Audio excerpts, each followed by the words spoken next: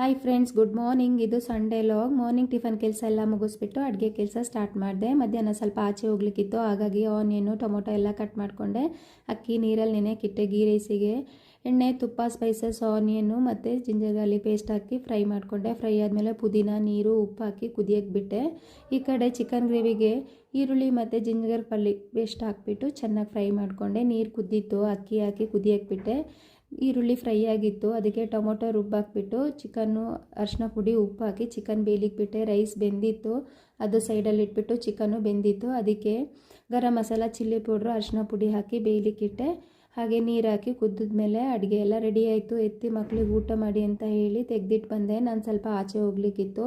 Christmas ಅಲ್ವಾ, ನಮ್ಮ ಫ್ರೆಂಡಿಗೆ, ಅವ್ರಿಗೆ ಮತ್ತು ಮಕ್ಕಳಿಗೆ ಶಾಪಿಂಗ್ ಮಾಡಬೇಕಿತ್ತಂತೆ. ಹಾಗಾಗಿ ನಾವು ಸಿಟಿ ಮಾರ್ಕೆಟ್ ಕಡೆ ಪ್ರಯಾಣ ಮಾಡ್ತಾ ಇದ್ದೀವಿ. ಚಳಿ ಆಗಲಿ, ಮಳೆ ಆಗಲಿ, ಗಾಳಿ ಆಗಲಿ, ನಾವು ಶಾಪಿಂಗ್ ಮಾಡೋದಂತೂ ಬಿಡಲ್ಲ. ಮೈಸೂರು ಸಿಲ್ಕ್ ಸೀರೆ ಅಂತೂ ಸೂಪರಾಗಿತ್ತು. ಒಂದೊಂದು ನೋಡಲಿಕ್ಕೆ ಎಲ್ಲ ನೋಡಿಬಿಟ್ಟು ತಗೊಂಡು ಮನೆಗೆ ಬಂದ್ವಿ. ಬಾಯ್.